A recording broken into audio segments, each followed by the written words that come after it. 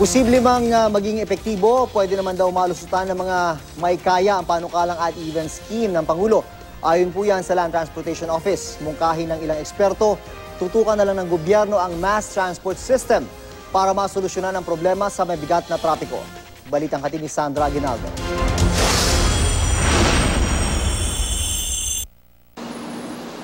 Sa gitna ng problema sa traffic na inaasahang lalo pang bibigat pagpasok ng Vermonts, inatasan ng Pangulo na magsagawa ng konsultasyon at mangalap ng mga posibleng solusyon si Cabinet Secretary Rene Almendras.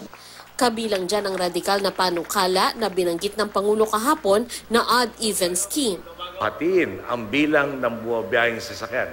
Salitan ang pagbabaybay ng odd at even na plaka sa ating mga kalsada kada linggo.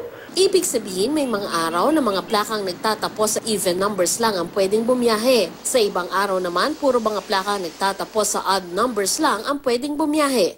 Ayon sa LTO, pwede itong maging epektibo pero pwede ring malusutan ng ilang may kaya.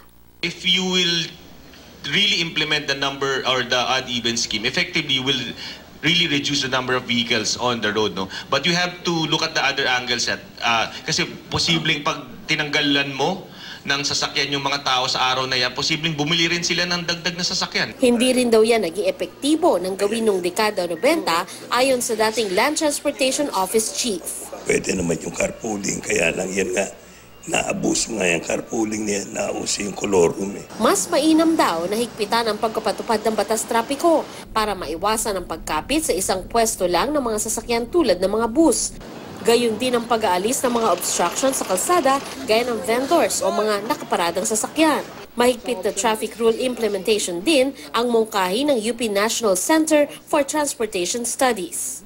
Paano ba natin ma-achieve yung something like yung conditions nila sa Subic na yung mga tao conscious na mahuhuli sila at hindi lang yung mahuhuli, alam nila na hindi nila siguro mababribe yung The best yung kontrolin nila yung registration, yung mga over na sa tanda ng sasakyan. Discipline lang ang kailangan, ma'am. Sa huli, nagkakaisa mga ekspertong nakausap namin, dapat ay pagsumikapan ng gobyerno ang sapat at maaasahang mass transport system gaya ng mga tren para mahikayat ang mas marami na mag-commute na lang.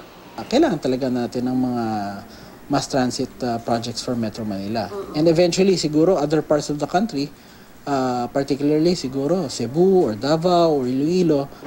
Sandra Aguinaldo, GMA News.